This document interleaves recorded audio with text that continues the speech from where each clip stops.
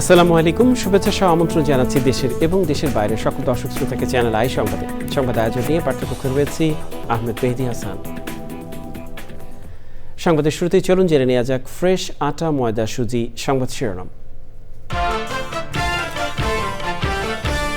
Voter তালিকায় প্রবাসীদের অন্তর্ভুক্ত করতে সংস্কার কমিশনের প্রস্তাব, অংশীজনদের সদিচ্ছার উপর নির্ভর করছে অবাধ নিরপেক্ষ নির্বাচন। অন্তর্বর্তী সরকারের ভূমি, বেসামরিক বিমান পরিবহন ও পর্যটন উপদেষ্টা হাসান আরিফের দাফন আজ বেলা 11টায় হাইকোর্ট প্রাঙ্গণে দ্বিতীয় জানাজা। এবং 2 দশকে পার্বত্য অঞ্চলে বেড়েছে ফলের চাষ, সরকারি সহযোগিতা পেলে পাহাড়ে ফল উৎপাদন পাল্টে দিতে পারে ওই অঞ্চলের অর্থনৈতিক হিসাব নিকাশ।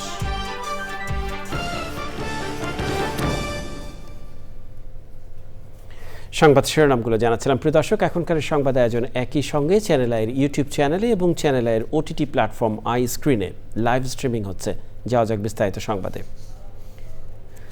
ভোটার তালিকায় অসঙ্গতি দূর করার পাশাপাশি প্রবাসীদের অন্তর্ভুক্ত করা ও না ভোটের বিধান যুক্ত করা সহ নানা সংস্কার প্রস্তাব পেয়েছে নির্বাচন ব্যবস্থা সংস্কার কমিশন।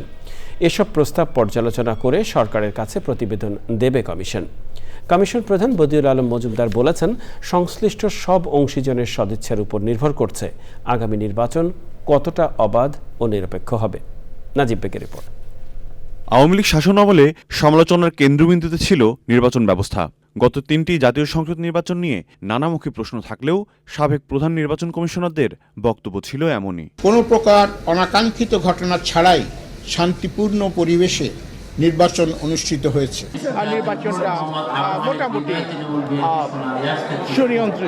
নির্বাচন ব্যবস্থার সংস্কারে গঠিত কমিশন শুরু থেকে বিভিন্ন অংশীজনদের সাথে বৈঠক করে আসছে।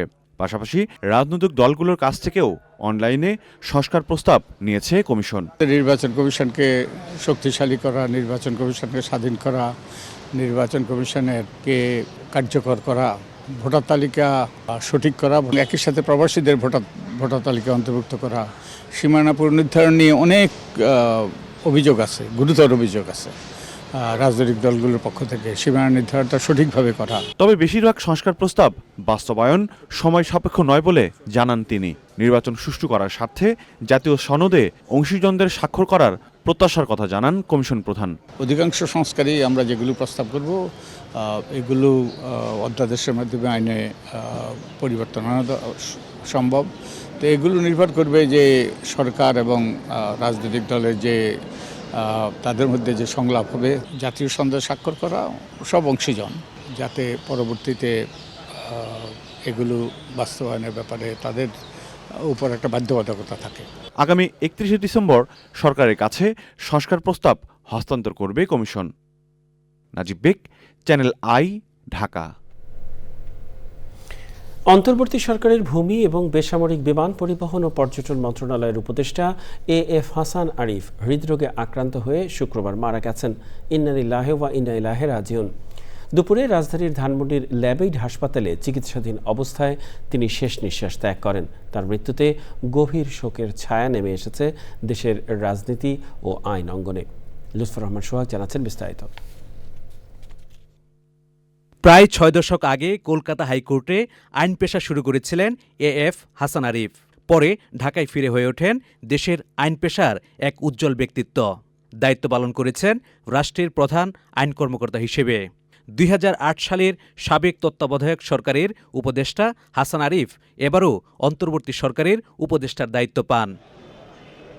এএফ হাসান আরিফের মৃত্যুর খবরে হাসপাতালে ছুটে যান প্রধান উপদেষ্টা। ফ্লাইটটা যখনই ঢাকায় টাচ করলো তখনই আমরা সংবাদটা পেলাম যে মাননীয় উপদেষ্টা হাসান আলী সাহেব মারা গেছেন। উনি খুবই ডিপলি শকড হয়েছেন, স্যাডেন্ড হয়েছেন। হাসান আরিফের সহকর্মীরা বলছেন, তার মৃত্যুতে আইন পেশা একজন প্রতিষ্ঠান তুল্য ব্যক্তিকে হারিয়েছে, আর সরকার হারিয়েছে সবচেয়ে সক্রিয় উপদেষ্টাকে। আমি মনে করি আইন অঙ্গনে এমন সজ্জন, বিদ্বান, ভদ্র, প্রাজ্ঞ একজন আইনজীবী খুঁজে পাওয়া আসলেই দুষ্কর। একটা হাসান আরিফ স্যারের মৃত্যু মানে হচ্ছে আইনজীবী হিসেবে একজন প্রতিষ্ঠান চলে যাওয়া। আমাদের সবচেয়ে অ্যাক্টিভ, সবচেয়ে উদ্যোগী উপদেষ্টাদের একজন ছিলেন। জাস্ট 4 দিন আগে যখন ইস্তিমুরের প্রেসিডেন্ট এসেছিলেন, উনি স্যারের সাথে টেবিলে বসেছিলেন। স্যার ভিতরে গিয়ে বলছিল যে কত উচ্ছল, আনন্দময়, প্রাণবন্ত মানুষ ছিলেন। হাসপাতালে হাসান আরিফের প্রতি শ্রদ্ধা জানিয়েছেন বিভিন্ন রাজনৈতিক দলের নেতারা। এই সময়ে তার খুব বেশি প্রয়োজন ছিল বলে আমরা মনে করি। আমি ব্যক্তিগতভাবে আমার একজন বিশিষ্ট শহীদকে হারিয়েছি, আর দেশ হারিয়েছে একজন দেশপ্রেমিক মানুষকে। আমরা তার আত্মার মাগফিরাত কামনা করছি। এশার নামাজের পর ধানমন্ডিতে বাইতুল আমান জামে মসজিদ প্রাঙ্গণে তার প্রথম জানাজার নামাজ হয়েছে। জানাজায় অংশ নেন প্রধান উপদেষ্টা ও উপদেষ্টা পরিষদের সদস্যসহ বিশিষ্ট ব্যক্তিরা। শনিবার বেলা 11টায় হাইকোর্ট প্রাঙ্গণে তার দ্বিতীয় নামাজে জানাজা অনুষ্ঠিত হবে। রোববার কানাডা থেকে তার মেয়ে দেশে আসার পর দাফনের সিদ্ধান্ত নেওয়া হবে। এএফ হাসান আরিফ 1941 সালের 10 জুলাই ভারতের কলকাতায় জন্মগ্রহণ করেন। লুৎফর রহমান সোহাগ, চ্যানেল আই, ঢাকা। D8 সম্মেলন শেষে শুক্রবার দেশে ফিরেছেন প্রধান উপদেষ্টা অধ্যাপক মোহাম্মদ ইউনূস। এমিরেটস এয়ারলাইন্সের একটি ফ্লাইটে মিশর থেকে দুবাই হয়ে দেশে ফেরেন তিনি। বিকেল 5টায় ফ্লাইটটি ঢাকার হযরত শাহজালাল আন্তর্জাতিক বিমানবন্দরে এসে পৌঁছায়। আর সে সময় উপদেষ্টা পরিষদের সদস্য এবং পদস্থ কর্মকর্তারা বিমানবন্দরে উপস্থিত ছিলেন।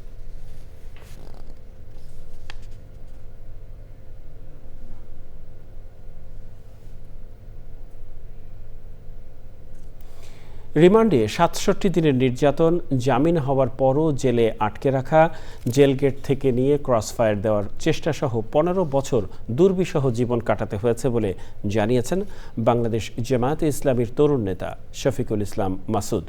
চ্যানেল আইকে তিনি বলেছেন, র্যাব তার গর্ভবতী স্ত্রীকে আটক করে নির্যাতন করায় জন্মের পরপরই তার সন্তানের মৃত্যু হয়। রাজনীতিবিদদের জেল জীবন নিয়ে শনিবারের ধারাবাহিক রিপোর্টে জামাত নেতা শফিকুল ইসলাম মাসুদের কথা জানাচ্ছেন মাসুদ শাকিল। বিগত 16 বছরে আমাদেরকে যত কোণঠাসা করা ইসলামী রাজনীতির সাথে শফিকুল ইসলাম মাসুদের যুক্ত হওয়া স্কুল জীবনেই, পরে রাজশাহী বিশ্ববিদ্যালয় এবং কেন্দ্রীয় সভাপতি হন তিনি। বিশ্ববিদ্যালয় জীবনেই আওয়ামী সরকারের হাতে প্রথম জেল ও রিমান্ড বলে জানান মাসুদ। বলেন, সবকিছু ছাপিয়ে গেছে 2013 সালে সর্বশেষ আওয়ামী লীগ সরকারের হাতে গ্রেপ্তার ও রিমান্ডে নির্যাতনের ঘটনা। আমার ইন্টারোগেশনে আসছেন, তাদের তো পরিচয় দেওয়া উচিত। বলছে পরিচয় দেওয়া দরকার নেই, এখানে দেশি বিদেশি লোকেরা আছে। পায়ের তলায় অসম্ভব টর্চার করছে তারা। আমার পা আমি ফেলতে পারিনি, অন্তত 6 মাস পা নিচে ফেলতে পারিনি। হাঁটুতে আপনার ওদের হাতুড়ি আছে, হাতুড়িটা দেখার সুযোগ হয় না, মেবি মাঝারি সাইজের হবে। ওটা দিয়ে এই হাঁটুতে আর পায়ের তলা হলো এইটাতে হলো বিটিংটা করেছে, এই 2 জায়গাটা। তো বিটিংটা যখন তারা করেছে, ওই বিটিংটা এবং হাঁটুর যে ইয়াটা, এইটা আমাকে তখন ওরা তখন দেখছে। আমি ওই এক পর্যায়ে আমি চেয়ার থেকে পড়ে গেছি, 2টা চেয়ারে শোয়াই নিছিল আর কি। আমি চেয়ার থেকে পড়ে যাওয়ার পরে ওরা ভয় পাইছে। বারবার জামিন পেলেও জেলগেট থেকে তাকে গ্রেপ্তার করে আবারও জেলে পাঠানো ছিল গত 10 বছরের নিয়মিত ঘটনা। একবার তো হলাম 2014 9 আগস্ট, ওই টাইমে ছিলাম 3.5 বছর। জামিন হয়ে গেছে কিন্তু 1.5 বছরে, বাকি 1.5 বছর 2.5 বছর আমার থাকতে হয়েছে শুধুমাত্র সরকারের নির্দেশে। মানে 3rd টাইমে, প্রথমে বেরিয়েছি নিয়ে গেছে, ওই টাইমে আমাকে তারা ক্রসফায়ার দেওয়ার চিন্তা করেছে। আমার এক হাতে কোরআন শরীফ, আমি এটা নিয়ে কোরআন শরীফ, আর আমার কোর্টের অর্ডার ছিল, নো অ্যারেস্ট নো অ্যারেস্ট, হাইকোর্টের অর্ডার। উঠে গাড়ির পিছনে হাত বাঁধলো, চোখ বেঁধে দিল মাইক্রোতে করে। তার গর্ভবতী স্ত্রীর উপর র্যাবের নির্যাতনে সদ্য ভূমিষ্ঠ সন্তানের মৃত্যুর স্মৃতি বলতে গিয়ে আবেগ আপ্লুত হয়ে পড়েন এই তরুণ নেতা। গাড়িতে যে তারা মুভমেন্টটা করেছে, বাচ্চাটা উল্টে গেছে। মেডিকেলে ভর্তির জন্য যখন নিয়ে গেল, ওরা বললো যে এখন ইমার্জেন্সি করতে হবে, ডেলিভারি করতে হবে। বাচ্চাটা হলো একদম নর্মাল বেবি তখন। তো ডাক্তাররা তখনই বলছে যে খুব কতক্ষণ লাইফ করবে আমরা ঠিক জানি না। সকালবেলায় আমাকে বললো যে সিচুয়েশনটা ভালো না, এর কিছুক্ষণ পরই মারা গেছে। বাংলাদেশ জামায়াত ইসলামীর ঢাকা মহানগর দক্ষিণের সাধারণ সম্পাদক শফিকুল ইসলাম মাসুদ বলেন, রাজনৈতিক প্রতিপক্ষকে নিশ্চিহ্ন করতে বিদেশি গোয়েন্দা সংস্থা ও আইনশৃঙ্খলা রক্ষাকারী বাহিনীর মাধ্যমে শেখ হাসিনা সরকারের নির্যাতন বাংলাদেশের রাজনৈতিক ইতিহাসের অমানবিক অধ্যায়। Masrur Shakil, channel I, Dhaka. Sky ড্রাইভিংয়ে প্রায় ৪১,৮০০ ফুট উঁচুতে উড়ে যাওয়া বিমান থেকে ঝাঁপ দিয়ে প্যারাশুট ছাড়া প্রায় ৩৭,৩০০ ফুট ফ্রি ফল করে গ্রিনেস বুকে নাম লিখিয়েছেন আশিক চৌধুরী। সাথে ছিল বাংলাদেশের পতাকা। গ্রিনেজের greatest distance free fall with a flag শাখায় তার সাথে বাংলাদেশের এই অর্জন। কিভাবে এই রেকর্ড করলেন তিনি, সেই গল্প জানাচ্ছেন পরাগ আজিম। আশিক চৌধুরীর এই দুঃসাহসিক স্কাইডাইভিংয়ের দৃশ্য গত ২৫শে মে যুক্তরাষ্ট্রের মেমফিসে। সেখানকার উইংসফিল্ড বিমান ঘাঁটি থেকে বিমানে উড়ে এ প্রচেষ্টা চালান আশিক। দেশের পতাকা হাতে ৩৭,২৯৭ ফুট ফ্রি ফল করে ভূমি থেকে প্রায় ৪,০০০ ফুট উচ্চতায় এসে পিঠের প্যারাশুট খোলেন তিনি।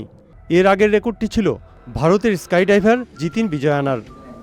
তবে গিনেস বুকে নাম লেখানোর টার্গেট নিয়ে স্কাইডাইভিং শুরু করেননি আশিক। সিঙ্গাপুরে ব্যাংকার হিসেবে কাজ করা অবস্থায় তিনি স্কাই ডাইভিংয়ের উপর লম্বা প্রশিক্ষণ নেন। আমার প্ল্যান ছিল যে ঠিক আছে, যেহেতু আমি স্কাই ডাইভ করি, শখের স্কাই ডাইভার, আমি কি এরকম কোনো একটা রেকর্ড করতে পারি কিনা যেটা করে আমি বাংলাদেশকেও একটা প্ল্যাটফর্ম দিতে পারবো, সবাই বাংলাদেশের নামটাও জানবে, প্লাস আমারও নিজেকে টেস্ট করা হবে আমার লিমিটটা আসলে কতদূর পর্যন্ত। আসলে স্কাই ডাইভ কমিউনিটি বাংলাদেশকে ওভাবে চিনে না, ঠিক যেভাবে বাংলাদেশকে অনেক গ্লোবাল কমিউনিটিতে ওইভাবে বাংলাদেশকে রিপ্রেজেন্ট করা হয়নি। সেখান থেকে আইডিয়াটা আসলো, ঠিক আছে তাহলে বাংলাদেশের পতাকা নিয়ে কিছু একটা করা যায় কিনা। রেকর্ডের দিনের ঝুঁকিপূর্ণ অ্যাডভেঞ্চারের বর্ণনা দেন আশিক। আমরা যখন ঝাঁপ দিলাম, ঝাঁপ দেওয়ার সাথে সাথে আমরা বুঝতে পারলাম যে আসলে আমরা থিওরিটিক্যালি যেই চিন্তাভাবনাগুলো করেছিলাম সবগুলো ওভাবে কাজ করছে না। যেরকম পতাকাটা খুবই ভয়াবহভাবে রিয়্যাক্ট করছিল, একটু বাতাস পেলেই সে আমাকে ঠেলে ১০-২০ ফিট এদিকে ওদিকে ছুঁড়ে ফেলে দিচ্ছিল। অ্যাট দ্য সেম টাইম এত ফাস্ট আমরা ফল করছিলাম পতাকার কারণে, পতাকার ওয়েট এবং আমার ওয়েটের কারণে, যে প্রায় ৩১৪ কিলোমিটার বেগে, প্রেশারের কারণে এবং সব কিছু মিলিয়ে এবং এই পতাকার স্ট্রেসের কারণে আমি আসলে কমপ্লিটলি ভিশন লুজ করেছিলাম। পতাকা ধরে যদি আমি ৩ মিনিট মানে ৪,০০০ ফিট পর্যন্ত আসলে ফ্রি ফল করতে পারি তাহলে আমি জানতাম রেকর্ডটা হবে। আশিক চৌধুরী বর্তমানে বাংলাদেশ বিনিয়োগ উন্নয়ন কর্তৃপক্ষ ও বাংলাদেশ অর্থনৈতিক অঞ্চল কর্তৃপক্ষের নির্বাহী চেয়ারম্যান। প্রধান উপদেষ্টা ডক্টর মোহাম্মদ ইউনূসের আমন্ত্রণে বিদেশ থেকে এসে তার এই দায়িত্ব নেয়া। তবে সুযোগ পেলে তরুণদের স্কাই ডাইভিংয়ে আগ্রহী করতে কাজ করবেন আশিক। পরাগ আজিম, চ্যানেল আই, ঢাকা। ৩ বছর ধরে বন্ধ নরসিংদীর ৩টি রেল স্টেশন, এতে দুর্ভোগ পোহাচ্ছেন সাধারণ যাত্রীরা। এই মুহূর্তে আমিরগঞ্জ রেল স্টেশনে আছেন সহকর্মী সুমন রায়, যাচ্ছি তার কাছে। সুমন, আপনি রয়েছেন আমিরগঞ্জ রেল স্টেশনে। এই স্টেশনটি দীর্ঘদিন ধরে বন্ধ, যাত্রীদের দুর্ভোগ হচ্ছে। এ ব্যাপারে কর্তৃপক্ষ কি বলছে, কি জানতে পেরেছেন আপনি? জি মেহেদি, এই নরসিংদীর উপর দিয়ে যে রেল সড়ক পথটি গিয়েছে, এটা হচ্ছে ঢাকা থেকে চট্টগ্রাম এবং ঢাকা থেকে সিলেটে যে সকল ট্রেন চলাচল করে, সেই ট্রেনগুলো কিন্তু নরসিংদীর উপর দিয়ে চলাচল করে। সেই দিক থেকে নরসিংদীর যে রেল সড়ক পথটি রয়েছে সেটি অনেক গুরুত্বপূর্ণ একটি রেল সড়ক পথ। এই রেল সড়ক পথের মধ্যে নরসিংদীর অঞ্চলের মধ্যে রয়েছে ৩৮ কিলোমিটার রেল সড়ক পথ। এর মধ্যে এর মধ্যে এই ৩৮ কিলোমিটার রেল সড়ক পথের মধ্যে আমাদের নরসিংদীতেই শুধু 10টি রেল স্টেশন রয়েছে। এর মধ্যে পলাশ উপজেলায় 3টি রেল স্টেশন, নরসিংদী সদর উপজেলায় 1টি রেল স্টেশন এবং রায়পুর উপজেলাতে রয়েছে 6টি রেল স্টেশন। এর মধ্যে রায়পুর উপজেলার 6টি রেল স্টেশনের মধ্যে 2টি, এর মধ্যে হচ্ছে আমিরগঞ্জ রেল স্টেশন এবং শ্রীনিধি রেল স্টেশন, এবং পলাশ উপজেলার টানঘোড়াশাল যে রেল স্টেশনটি রয়েছে, এই 3টি রেল স্টেশন 3 বছরেরও অধিক সময় ধরে স্টেশনগুলো বন্ধ রয়েছে। এর মধ্যে স্টেশনগুলোতে কোনো স্টেশন মাস্টার নেই কোনো জনবল, কোনো কর্মচারী কর্মকর্তা কেউই এই স্টেশনগুলোতে নেই। পুরো স্টেশনগুলোই তালাবদ্ধ করা এবং টিকিট কাউন্টারও বন্ধ রয়েছে। সেই সাথে এতে করে আসলে সাধারণ যাত্রীরা কিন্তু এই 3টা অঞ্চলে সাধারণ যাত্রীরা তাদের যে যাতায়াত ব্যবস্থা রেল সড়ক পথে সেখানে কিন্তু খুব দুর্ভোগ পোহাতে হচ্ছে তাদের। এবং যেই রেল ট্রেনগুলো চলাচল করছে এর মধ্যে শুধু লোকাল ট্রেনগুলোই এই স্টেশনগুলোতে থামে, তাও মাঝখানের যে রেল লাইনটা আছে সেখানে ট্রেনগুলো থামার কারণে যাত্রীরা অনেক সময় ওঠানামা করতে গিয়ে ছোট বড় দুর্ঘটনার শিকার হচ্ছে। আমি এই মুহূর্তে আছি আমিরগঞ্জ রেল স্টেশনে। এখানকার যে স্থানীয় মানুষজন আছেন এবং যাত্রীরা আছেন তাদের সাথে কথা বলেছি। তারা যেটা বলছে যে এই স্টেশনগুলো চালু করার ব্যাপারে তারা দীর্ঘদিন ধরেই বিভিন্ন মানববন্ধন এবং বিক্ষোভ মিছিল, বিভিন্ন আন্দোলনের মাধ্যমে দাবি জানিয়ে আসছে, কিন্তু এখনো পর্যন্ত আসলে এই ব্যাপারে কোনো কর্তৃপক্ষ কোনো পদক্ষেপ নেয়নি। আমি নরসিংদী রেল স্টেশনের যে স্টেশন মাস্টার রয়েছে তার সাথে আমি একটু কথা বলেছিলাম। তিনি যেটা বলেছেন যে এখানে জনবলের অভাবে, স্টেশন মাস্টার সহ জনবলের অভাবে আসলে স্টেশনগুলোকে বন্ধ করে রাখা হয়েছে। তো এই ছিল আমার কাছে নরসিংদীর 3টি রেল স্টেশনের সর্বশেষ পরিস্থিতি। আপনাকে অসংখ্য ধন্যবাদ। কথা বলছিলাম সহকর্মী সুমন রায়, যারা ছিলেন নরসিংদীর আমিরগঞ্জ রেল স্টেশন থেকে সেখানকার অবস্থা সম্পর্কে। চলে যাচ্ছি পরবর্তী সংবাদে। গত 2 দশকে দেশের পার্বত্য অঞ্চলে বেড়েছে ফলের চাষ। শরীয়তপুরের ব্যবসায়ী কামাল আহমেদের বান্দরবানের পাহাড়ে জমি লিজ নিয়ে গড়েছেন মিশ্র ফলের বাগান। এবছর কমলার ভালো ফলনে বেশ আশাবাদী তিনি। বলেছেন পাহাড়ের ফল পাল্টে দিতে পারে ওই অঞ্চলের অর্থনীতির হিসাব নিকাশ। বিস্তারিত জানাচ্ছেন শাইখ সিরাজ। বান্দরবানের লামা উপজেলার ফাঁসিয়াখালী এলাকার এই পাহাড়ি বন মূলত এক সাজানো উদ্যান। শরীয়তপুর থেকে এসে ব্যবসায়ী কামাল আহমেদ 42 একর জমি লিজ নিয়ে এখানে গড়েছেন ফলের মিশ্র বাগান। এত বড় জায়গা, এত বড় এরিয়া কমার্শিয়ালি করতে গেলে এরকম জায়গা নিজের নাই। আর উঁচু জায়গা হলো আপনার ফলের জন্য মানে আদর্শ, উপযুক্ত এবং দীর্ঘমেয়াদী ফলটা দেবে। একসাথে এট টু টাইম সব করা, আপনার যে গর্তর যে পজিশনগুলি করা 2 ফিট বাই 2 ফিট জৈব সার দিয়ে। মরশুমের এই সময়টায় পাহাড়ি বাগানটির মূল আকর্ষণ কমলার ফলন। এটা 4টা কেজি হবে। দার্জিলিং কমলার গাছ কতগুলো বলেন? গাছ আছে 2000-এর বেশি। 2000। আর চাইনিজে 500। এক একটা গাছে আপনার 4 মণ করে হয় না? একটা 3 মণ 4 মণ করে হয় কমলা। টসটসে পাকা রসালো কমলা পাল্টে দিয়েছে পাহাড়ের কৃষি অর্থনীতি। এই বাগানটা আছে বলে আমরা প্রতিদিন 13 জন লোক, 13টা পরিবার আমাদের চলতেছে। আবার যখন আমাদের সারের সিজন হচ্ছে তখন আমরা 40 থেকে 45 জন লোক এখানে রেগুলারলি কাজ করতে পারি। সরকারের সহযোগিতা পেলে পাহাড়ে ফল উৎপাদনে বিপ্লব আসবে বলে মনে করছেন এই উদ্যোক্তা। যে পরিমাণ ফল আমদানি করে, যে কমলা, মালটা, বিভিন্ন ফল, তার থেকে যদি কিছু টাকা আমাদের বাগানের সাবসিডি করা হয়, যে ড্রিপ ইরিগেশন, সোলার সিস্টেম করে অনেক সময় কারেন্ট থাকে না, তখন আমার এই প্রবলেমটা হয়, বিশেষ করে যখন ফুল চলে আসে। দেশে প্রতি বছর প্রায় 20,000 কোটি টাকার ফল আমদানি হয়। অন্যদিকে দেশের ভেতরে অভ্যন্তরীণভাবেও ফলের উৎপাদন বাড়ছে। যে পরিমাণ বৈদেশিক মুদ্রা ব্যয় করে বাইরে থেকে ফল আমদানি করা হয়, সেই অর্থের কিছুটা যদি এখানে বিনিয়োগ করা হয় তাহলে আমাদের পাহাড়ি এলাকাগুলোতে ফলের আবাদ আরও বাড়বে এবং বিদেশ থেকে আমদানি নির্ভরতা অনেকটাই কমিয়ে আনা যাবে। তরুণ উদ্যোক্তাদের হাত দিয়ে এটি ইতিমধ্যেই প্রমাণিত। বান্দরবানের লামার ফাঁসিয়াখালী থেকে শাইখ সিরাজ, চ্যানেল আই। প্রিয় দর্শক, এ নিয়ে বিস্তারিত প্রতিবেদন প্রচার হবে আজ রাত 9টার সংবাদের পর হৃদয় মাটি ও মানুষ অনুষ্ঠানে। এর সাথে সময় হলো কিছুক্ষণের বিরতি নেবার। বিরতির পরে আরও একবার আমন্ত্রণ চ্যানেল আই সংবাদে। এ পর্যায়ে নিটল টাটা কৃষি সংবাদ।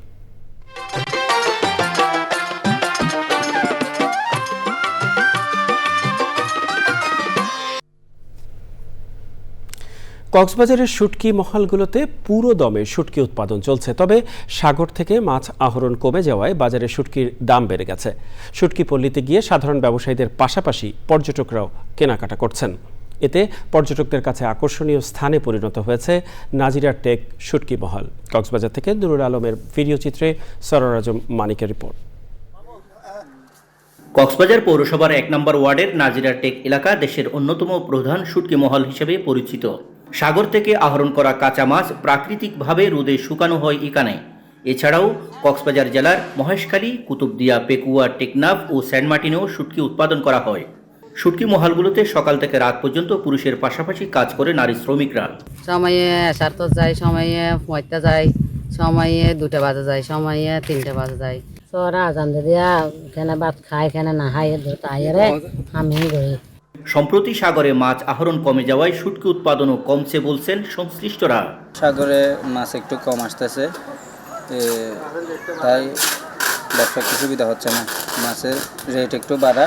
এখানে কোনো কেমিক্যাল নাই, মাছগুলা সম্পূর্ণ একদম বিষমুক্ত, কেমিক্যাল মুক্ত। স্থানীয় জনপ্রতিনিধি জানিয়েছেন মানসম্মত শুটকি উৎপাদনের কারণে নাজিরাটেক শুটকি মহলে নিয়মিত শুটকি কিনতে আসছেন পর্যটকরা সবসময় এখানে এটা ভিজিট করতে আসে এবং শুটকি মাছ ক্রয় করে। এই জন্য এলাকার ব্যবসায়ীরা সবসময় চেষ্টা করে যে বিশুদ্ধ শুটকি তৈরি করার জন্য। শুটকির গুণগত মান উন্নয়নে সার্বক্ষণিক পর্যবেক্ষণ করছে মৎস্য বিভাগ। শুটকি যারা উৎপাদক আছে তাদেরকে প্রশিক্ষণ দিয়েছি যাতে গুণগত মানসম্মত শুটকি উৎপাদন হয়। এছাড়াও আমাদের মনিটরিং কার্যক্রম চলমান রয়েছে। প্রাকৃতিকভাবে শুকানো এই মাছগুলো দেশের গণ্ডি পেরিয়ে যাচ্ছে বিদেশে। তবে এই রপ্তানি হার আরও বৃদ্ধি করার জন্য সরকারের সহযোগিতা প্রয়োজন বলে মনে করছেন সংশ্লিষ্টরা। কক্সবাজারের নাজিরাটেক শুটকি মহল থেকে সরোয়ার আজম মানিক, চ্যানেল আই। দেখবেন প্রকৃতি সংবাদ।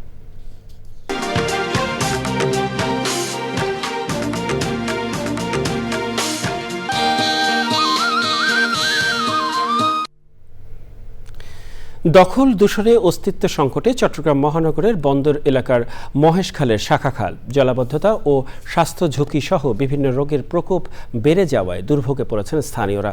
পরিবেশের উন্নয়নে স্বেচ্ছাশ্রমে খাল খননের উদ্যোগ নিয়েছে বিএনপি। জলাবদ্ধতা নিরসন এবং প্রাণ প্রকৃতি রক্ষায় এই উদ্যোগে কার্যকর ভূমিকা রাখবে বলছেন সংশ্লিষ্টরা। চট্টগ্রাম প্রতিনিধি চৌধুরী ফরিদের রিপোর্ট। একসময় বন্দর এলাকার ৩৮ নম্বর ওয়ার্ডের পানি নিষ্কাশনের পথ ছিল মহেশখালের এই শাখা। তবে কর্তৃপক্ষের উদাসীনতায় আর লোভের শিকার খালটি এখন সরু নালায় পরিণত হয়েছে। সেই সাথে ময়লা আবর্জনায় ভাগাড়ে পরিণত হয়েছে খালটি। একটু বৃষ্টিতেই মারাত্মক জলাবদ্ধতায় পড়েন স্থানীয় বাসিন্দারা।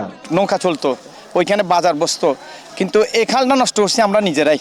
আমরা যারা খালের দুই পাশে বসে আছে তারাই দখল করছি যেভাবে পারছি। ঝড় এদিকে কম না হোক, অন্যদিকে যদি ঝড় ঢল বেশি পড়ে আমাদের এখানে পানি উঠে যায় এক মাচা। পিছনে ডাবল দিয়ে জানলা দিয়ে ফেলে এখানে ফুলায় ভরে ফেলে এই জায়গাটা। এমন বাস্তবতায় খাল খনন কার্যক্রমের উদ্বোধন করেন বিএনপি নেতারা। অনেকে স্থাপনা তৈরি করে ফেলেছে।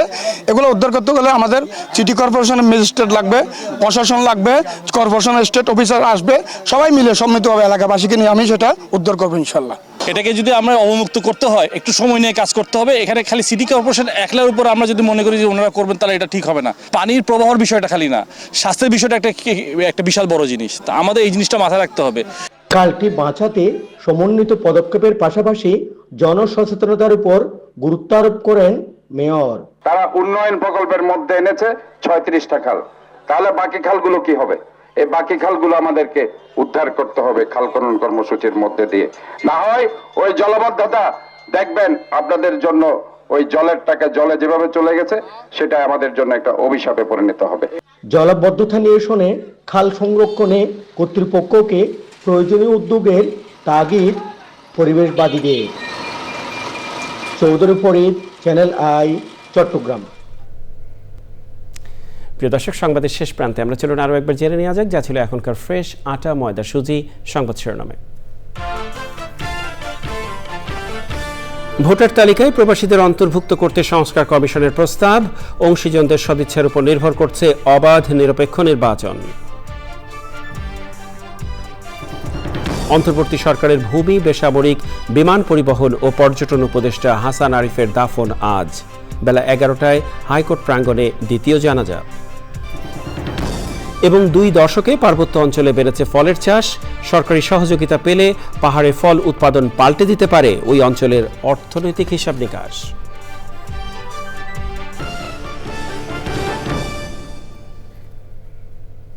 প্রিয় দর্শক, চ্যানেল আইয়ের সর্বশেষ সংবাদ জানতে ভিজিট করুন channelionline.com-এ যুক্ত থাকুন আমাদের সোশ্যাল মিডিয়া প্ল্যাটফর্মগুলোর সাথে। এরই সাথে শেষ করছি এখনকার সংবাদ আয়োজন। সংবাদে এতক্ষণ আমাদের সাথে থাকার জন্য সংবাদ টিপের সবার পক্ষ থেকে আপনাদের আবারও শুভেচ্ছা।